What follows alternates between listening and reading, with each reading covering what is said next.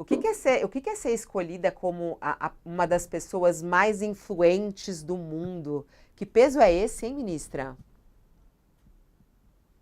Então, Fabíola, eu acho que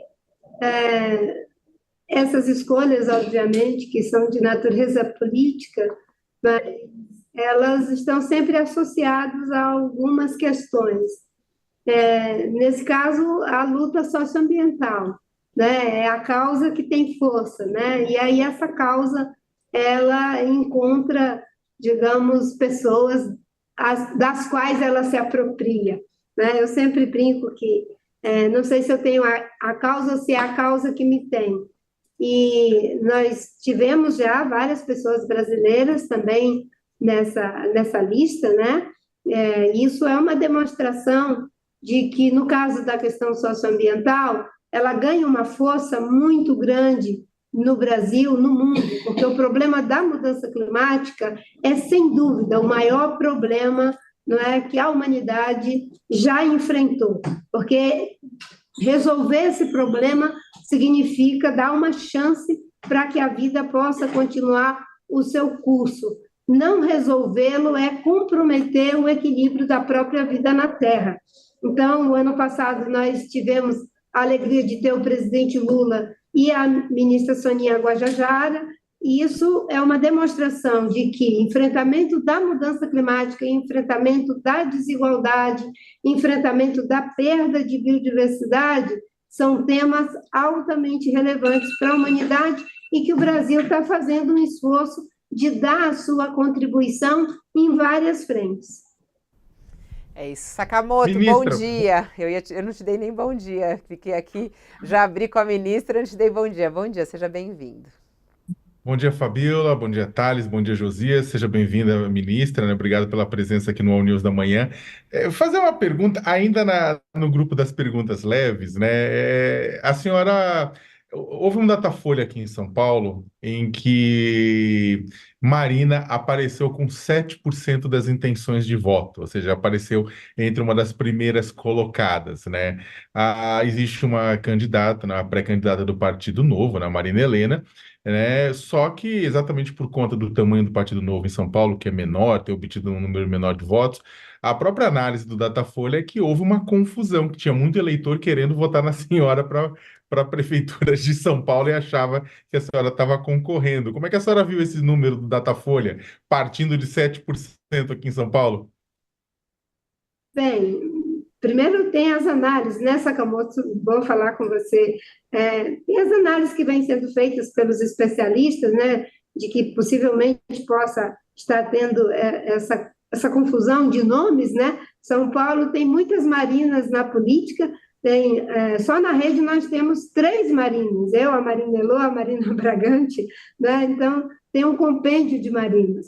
Mas, obviamente que, enfim, cada um tem seu espaço, mas aí em São Paulo eu me sinto muito honrada de sempre ter uma acolhida muito grande por parte de um segmento da sociedade.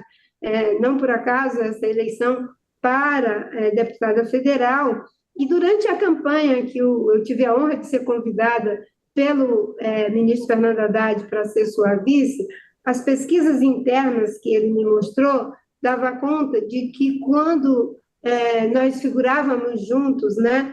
Ele como candidato a governador e eu como candidata a vice, isso acrescentava algo em torno de 4 pontos naquele contexto já da disputa em São Paulo. Então, obviamente que cada um tem seu espaço e essas análises são os especialistas que fazem diante do contexto, né? Eu fui candidata a presidente 3 vezes, candidata a deputada federal por São Paulo, então, obviamente que tem esse espaço. Mas na democracia todo mundo vai construindo os seus espaços, né? Você sabe que eu estou a rede, na verdade, e eu sou da rede, nós estamos apoiando a candidatura do Guilherme Boulos, porque eu entendo que ele é a melhor alternativa para São Paulo nesse momento, a pré-candidatura, na verdade. Ministra, ainda na linha das perguntas leves, A senhora... Vocês estão me assustando, né? Porque todo mundo que fala das perguntas... O duro é que ficou com o Josias. A pergunta pesada vai vir para o Josias. A minha vai ser bem pesada. A senhora falou que essa lista ela tem uma base política. Curiosamente, a senhora entrou na lista e o presidente Lula saiu da lista. Qual é a interpretação política que a senhora faz desse movimento da Time de colocar a senhora e tirar o presidente Lula? Isso incomoda a senhora de certa forma? Não, eu não entendo como saiu o presidente Lula. Os resultados que nós estamos alcançando é do governo do presidente Lula. Eu entendo isso como um contínuo, né? O ano passado, inclusive, era uma expectativa de que o governo repusesse as políticas ambientais, repusesse as políticas sociais, e ter o presidente Lula, a ministra Soninha Guajajara, não é uma continuidade do processo. Isso só mostra que a decisão do governo de priorizar a questão da mudança climática, de priorizar a questão do desmatamento zero, né, e está conseguindo resultados práticos, né, faz com que tenha o reconhecimento para a política. Eu não vejo como entra e sai, né? O ano que vem vamos ter outras pessoas, outras lideranças, né? Essa indicação não funciona como entra e sai, ela funciona como o retrato de um momento. Naquele momento, você tem algo que faz com que você esteja ali naquela lista, né? E o presidente Lula, com certeza, né, vai entrar muitas vezes nessa lista, e isso não é tira fulano e põe ciclano, não. No caso do governo, é a continuidade do reconhecimento do acerto das políticas ambientais, das políticas sociais e do enfrentamento que se está fazendo a temas muito complexos, como é o caso da mudança climática. Ministra, esse reconhecimento externo expressado nessa relação da revista Times e outras manifestações de apreço que a senhora recebe fora do país, às vezes dá a impressão de que o seu prestígio externo é maior do que o prestígio interno. Por que digo isso? Porque há uma certa dificuldade do governo em traduzir a prioridade ambiental em providências práticas, não é?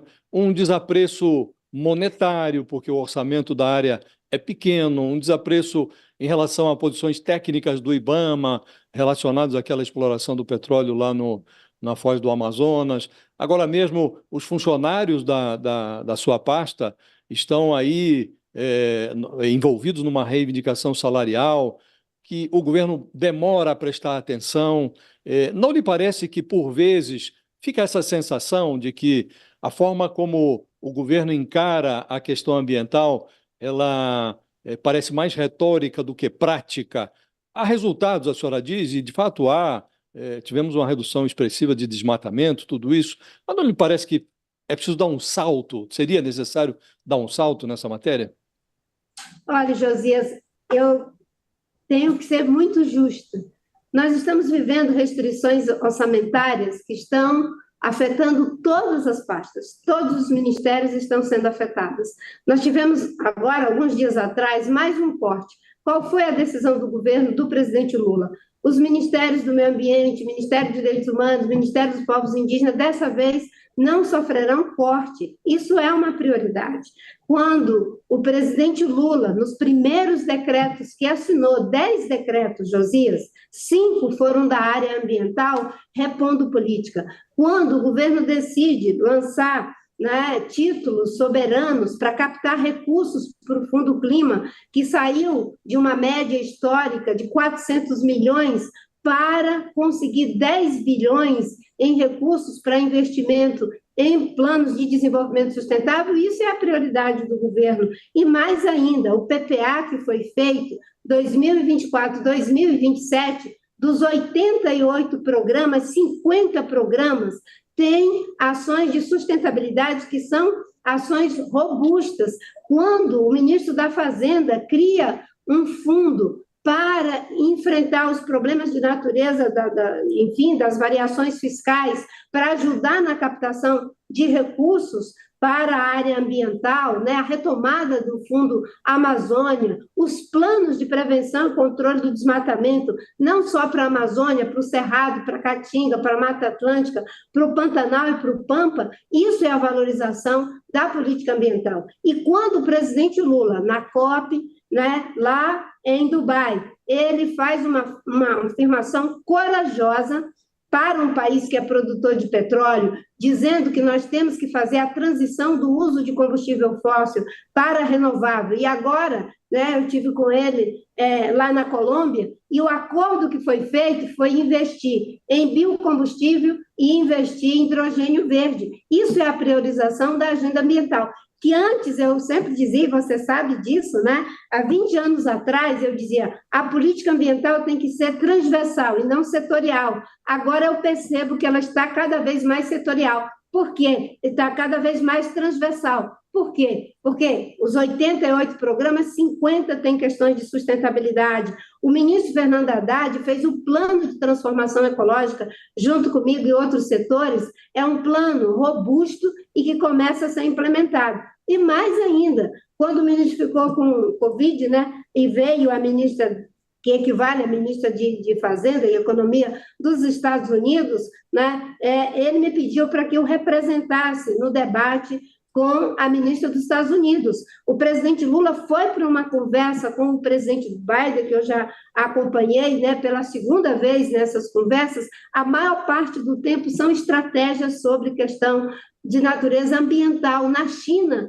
o único adendo que foi feito com o acordo quadro Brasil e China foi para incluir a questão climática. Então, eu posso te dizer aqui, por uma questão de justiça, né, que é uma prioridade, não apenas retórica, conseguir reduzir desmatamento em 50% no ano passado, esses primeiros 3 meses já reduzimos 40%, a ministra Esté tem o tempo todo, nós temos dialogado com os servidores, já temos avanços que são significativos, conseguimos o concurso, o Ministério já vai internalizar os concursados do Ministério, já teremos concurso esse ano ainda, se Deus quiser, para o IBAMA e para o ICMBio, e a ministra Esté já até adiantou a convocação dos que estavam na reserva para o IBAMA e para o ICMBio, no caso do IBAMA, cerca de 250 servidores, conseguimos antecipar do concurso cerca de 400 servidores que serão antecipados já nessa concursão que a ministra Esté fez, ou seja, o Congresso e a realidade fiscal do Brasil às vezes nos impede, mas já conversei com a ministra Tebet, com o ministro Fernando Haddad, com a ministra Esté e com o próprio ministro Rui, para que a gente faça a reposição dos cortes para ações estratégicas, para que não falte para o enfrentamento do desmatamento, a questão indígena e a questão dos incêndios. Ministra,